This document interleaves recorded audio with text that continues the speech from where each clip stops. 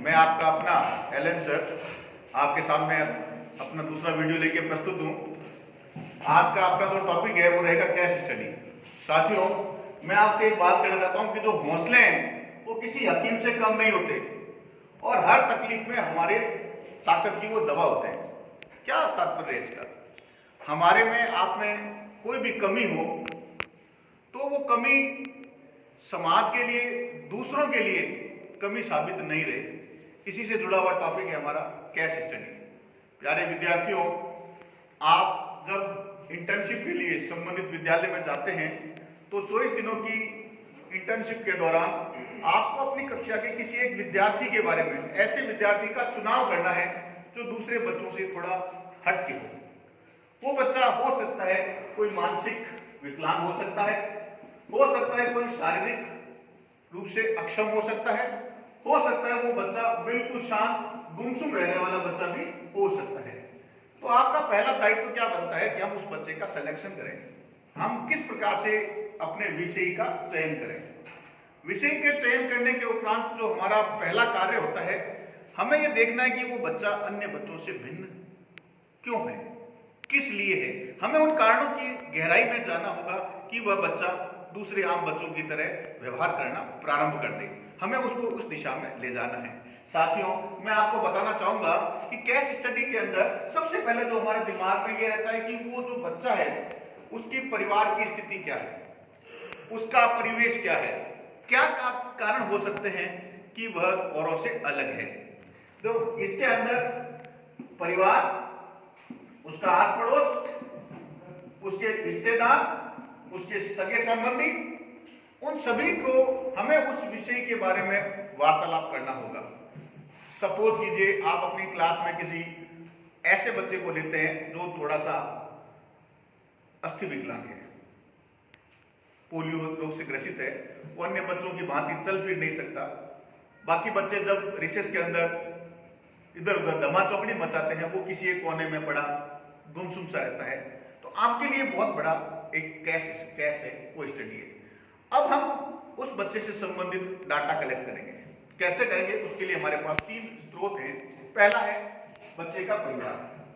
Suppose कीजिए उस बच्चे का नाम है रामलाल, हमारे उस केस का नाम है रामलाल।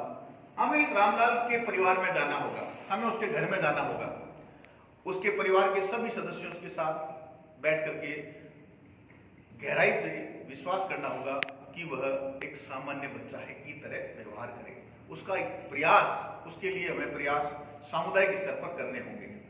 तो देखिए साथियों, मैं फिर आपको एक बात बताना चाहूंगा कि केस स्टडी में उस बच्चे से संबंधित अध्ययन करते समय हमें एक प्रश्नावली का निर्माण करना पड़ता है। उस प्रश्नावली के अंतर्गत विभिन्न छोटे छोटे प्रश्न बनाए जाते हैं कि उस बच्चे का अपने परिवार के सदस्यों के साथ व्यवहार कैसा है, क्या बच्चा अन्य सदस्यों के साथ खेलता कूदता है, स्कूल में दूसरे विद्यार्थियों के साथ अपना समय हंसी मजाक में स्पेंड करता है या किसी एक कोने में वो गुमसुम पड़ा रहता है। आपको उस गहराई तक जाना होगा और उस बच्चे को अन्य आम बच्चों की श्रेणी में लाने के लिए आपको जड़ से प्रयास करना पड़ेगा। तो साथियों, मैं आपको फिर बताना चाहूंगा कि मित्रों, सहयोगियों और व्यक्तिगत विवरण के साथ साथ विद्यालय स्तर पर उसका चुनाव, पिछली कक्षा में उसका क्या रिजल्ट रहा। सपोज आपका ये जो केस है रामलाल, मान लो ये 4वीं में पढ़ता है, तो 3वीं कक्षा में इसका व्यवहार कैसा था, उसको सुधारने के लिए दूसरे बच्चों के साथ क्या प्रयास किए गए, हमें उसकी एक टेबल बनानी होगी। उसके परिवार के द्वारा क्या सहयोग किया गया, हमें उसको एक सारणी के रूप में लेते हैं। इस प्रकार से एक शब्द आपने सुना होगा अनुवर्तन। अनुवर्तन का मतलब होता है दिशा मोड़ना। हमें उसकी कमी की दिशा को डाइवर्ट करना है। फिजिक्स में आप लोग पढ़ते हैं कि हम दिशा मोड़ना, हमें उस बच्चे को समाज की मुख्य धारा में लाने का प्रयास करना है। तो साथियों, मैं आपसे फिर यही कहना चाहूंगा, मैं डाइट बीकानेर से बिलोंग करता हूं और डाइट बीकानेर में हमने ये केस स्टडी के लिए फॉर्मेट बना रखा है। उस फॉर्मेट के अंदर आपको सामान्य जानकारियां भरनी होती है।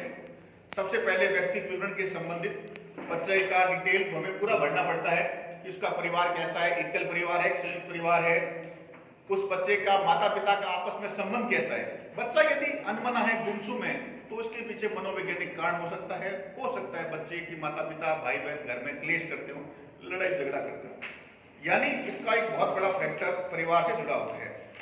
अब जो हमारा विषय है उससे संबंधित हमें कुछ डाटा फीड करने होते हैं। जैसे मान लीजिए उस विषय के प्रति उसकी माता, उसका पिता, भाई बहन, अन्य सदस्य उसके साथ व्यवहार कैसा करते हैं, उसके साथ उसकी आवश्यकताएं सामान्य आवश्यकताओं के बच्चों से अधिक है या कम है।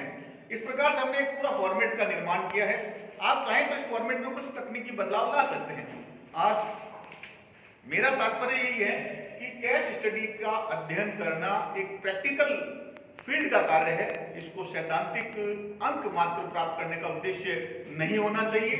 यह हमें किसी एक जरूरतमंद बच्चे को विशिष्ट श्रेणी से सामान्य श्रेणी में लाने का माध्यम होना चाहिए। तो दोस्तों, उम्मीद करता हूं कि आपको आज का ये वीडियो पसंद आया होगा, आपको इससे बेनिफिट होता है, इससे लाभ होता है। तो आप मेरे चैनल को लाइक करें, सब्सक्राइब करें। आपका अपना एलन सर।